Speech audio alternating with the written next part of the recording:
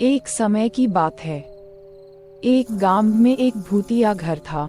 गांव वाले डर से उस घर के आसपास नहीं जाता था। गांव वालों का मानना था कि उस घर में एक जादूगर लड़की की आत्मा रहती है। एक दिन गांव के कुछ साहसी बच्चे उस भूतिया घर में जाने का और उस घर में घूमने का फैसला किया। बच्चे जब घर के सामने गए तो देखा सिर्फ खिड़की खुली हुई है और वे सभी उसी खिड़की से अनादर चले गए। वे अंधेरे में घर के अंदर घूम ही रहे थे कि अचानक से खिड़की बंद हो गई।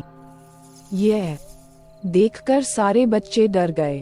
अचानक से वह लड़की की भूत बच्चों के सामने आए और जोर जोर से हंसने लगी और कहा कि अब तुम सब मेरी बंदी हो, मैं किसी को जिंदा नहीं छोड़ूंगी। बच्चों को डर के मारे कुछ समझ नहीं आ रहा था, लेकिन फिर भी वे हिम्मत नहीं हारे और सब एक साथ मिलकर बाहर निकलने का रास्ता ढूंढने लगे।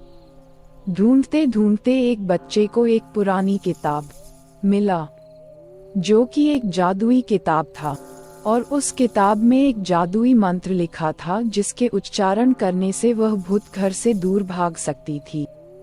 बच्चों ने मिलकर उस मंत्र को पढ़ना शुरू किया। अचानक से एक रोशनी घर के अंदर आए और उस भूत को साथ ले गई। भूत के घर से बाहर जाते ही घर के सारे दरवाजे और खिड़कियां अपने आप खुल गई और बच्चे दौड़कर बाहर निकल आए। उस दिन से वह घर भूत से आजाद हो गया। गांव वालों ने सारे बच्चों के साहस की तारीफ की और सबको इनाम भी दिया।